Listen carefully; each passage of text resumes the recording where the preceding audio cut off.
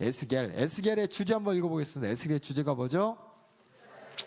네, 이스라엘 회복의 약속입니다. 이 에스겔 선지자는 누구냐? 여러분이 한번 볼게요. 에스겔 첫 번째 줄에 보면 포로 생활 5년 30살, 그럼 한 25살 때쯤 잡혀갔습니다. 아까 여기 말씀 잠깐 드렸어요. 여기 보면은 성전 파괴된 다음에 성전 파괴 이전에 한 번, 두 번, 세 번 이렇게 끌려갑니다. 에스겔은 이때 두 번 정도에 끌려가요. 두 번째 1차 침입해가지고 잡혀간 사람이 다니엘, 2차 침입해갖고 다녀가는 사람이 에스겔입니다. 그래서 에스겔이 언제쯤 잡혀가나 제가 나눠준 이 프린터를 가만히 볼게요. 잠깐 가만히 제가 나눠준 프린터 요 뒤에 보면은 이스라엘 역사 중에서 맨 마지막 장이요. 맨 마지막 장 보면은 598년이라고 이렇게 써 있죠. 598년 여호와긴 2차 포로 에스겔, 요거 보이세요? 예, 그러니까 528년. 예, 약 528년인데 정확하게 이게 이제 598년이요. 예, 이게 정확하진 않고 몇 년마다 이렇게 조금 차이가 있습니다. 워낙 옛날 일이라서 한 600년 경에 끌려가요. 600년 경에 끌려가가지고 그래서 600년이면 여기인데 제가 잘못했네요. 612년에 아수르가 망하고 바벨론에 이제 600년 경에 여기 이렇게 에스겔이 끌려가서 5년 있다가 한 602년, 3년, 어떤 때는 600년, 이게 다 틀려요. 605년, 뭐 여러 가지 있는데, 하여튼 그 당시에 이제 아니면 598년에 끌려갔으니까 5년 뒤면 몇 년이죠? BC 598년이니까, 590한 3년, 590한 2년, 5년, 한 요 정도쯤에 하나님께서 이제 에스겔을 통해서 끌려갔어요. 끌려간 에스겔을 통해서 하나님 말씀을 전하게 하시는데, 누구에게? 끌려간 이스라엘 백성들에게. 전합니다. 그래서 포로 생활 5년, 한 5년쯤에 30살에 이때 아직 예루살렘 성전이 파괴됐어요, 안 됐어요? 아직 안 됐습니다. 이거 여기 예루살렘 성전이 파괴된 거는 587년이니까는 약 10년 정도 더 있어야 돼요. 10년 정도 더 있어야 되는 있어야 되는데 그때 하나님께서 에스겔을 통해서 예루살렘 성전이 파괴될 것을 예언케 하시고 또 그 이후에 포로 생활에 대해서 예언케 하십니다. 그래서 포로 생활 5년에 아직 성전이 파괴되지 않았을 때, 아직 남유다가 멸망하지 않았을 때, 바벨론의 2차 침입에 포로로 끌려갔던 에스겔이 이제 30살이 됐을 때 하나님의 영광이 바벨론의 포로민들, 유다 포로민들의 가운데 임하는 환상을 보게 하시고 선지자로 부르십니다. 선지자로 이 땅에 그러니까 타지에서 이렇게 불러주신 거예요. 그래서 그 소명을 통해서 하나님께서 백성들을 심판하는 모습을 여러 가지 환상을 통해 보여주십니다. 그래서 심판주로서 하나님의 말씀이 이제 재앙과 심판과 탄식으로 가득한 쓰디쓴 메시지다라는 걸 어떻게 보면 참 듣기 싫죠. 진짜 우리가 듣고 싶은 말씀은 뭐예요? 이 포로 생활 가운데 야 너네들 돌아갈까? 이 말만 듣고 싶은데 아직 예루살렘이 정령당하고 성전이 무너지기 전인데 포로 갖고 와서 그 사람들이 한 기도가 하나님한테 우리 돌아가게 해주세요. 우리 돌아가게 해주세요. 할 텐데 돌아갈 희망을 얘기하는 게 아니라 아니야 완전히 망해버려. 너네 고향 완전히 망해버려.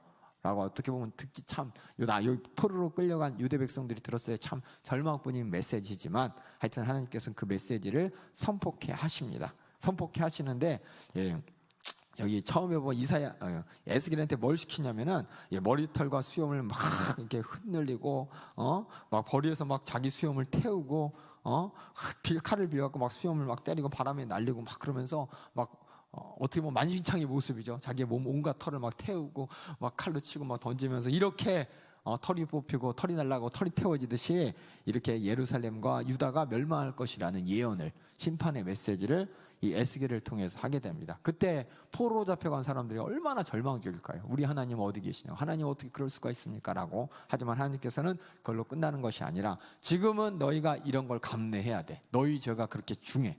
하지만 너희가 하나님께서는 너희를 버려두지 않을 거야 라고 하면서 희망의 메시지를 선포하십니다. 우리 한번 에스겔서 18장 1절에서 14절 에스겔서 18장 1절에서 14절을 한번 읽어보겠습니다.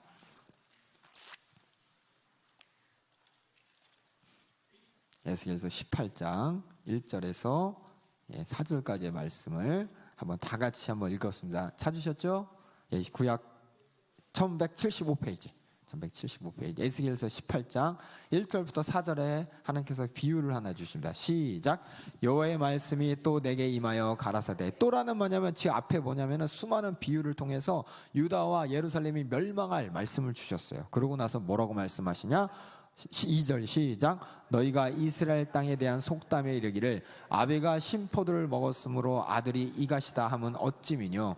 나 주 여호와가 말하노라. 내가 나의 삶을 두고 맹세하노니 너희가 이스라엘 가운데서 다시는 이 속담을 쓰지 못하게 되리라. 모든 영혼이 다 내게 속한지라.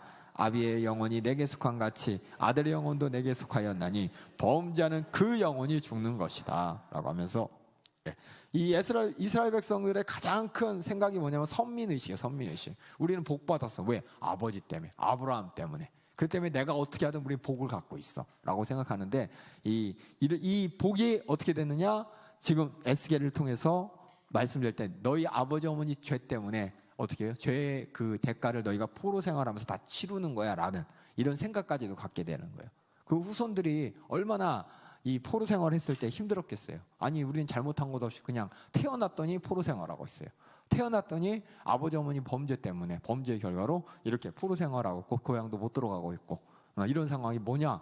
이게 웃기잖아요. 아빠가 시포도를 먹었는데 왜 아들이 이가셔요? 먹지도 않았는데.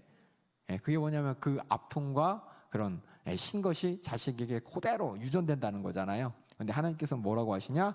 그런 죄의 유전이 이제 끊어진다는 거예요. 죄의 유전이 끊어진 거예요. 그러니까 아버지가 시지만 아들은 안 시다는 거예요. 왜냐? 하나님께서는 각각의 영혼을 보신다는 겁니다. 그게 뭐냐? 우리가 지금 예수 그리스도를 통해서 그렇죠? 예수님을 통해서 우리가 모든 민족의 복을 받게 돼서 내가 지금 예수 믿게 된 거지. 내가 유대인이라서 예수 믿고 유대인이라서 하나님을 안 게 아니잖아요.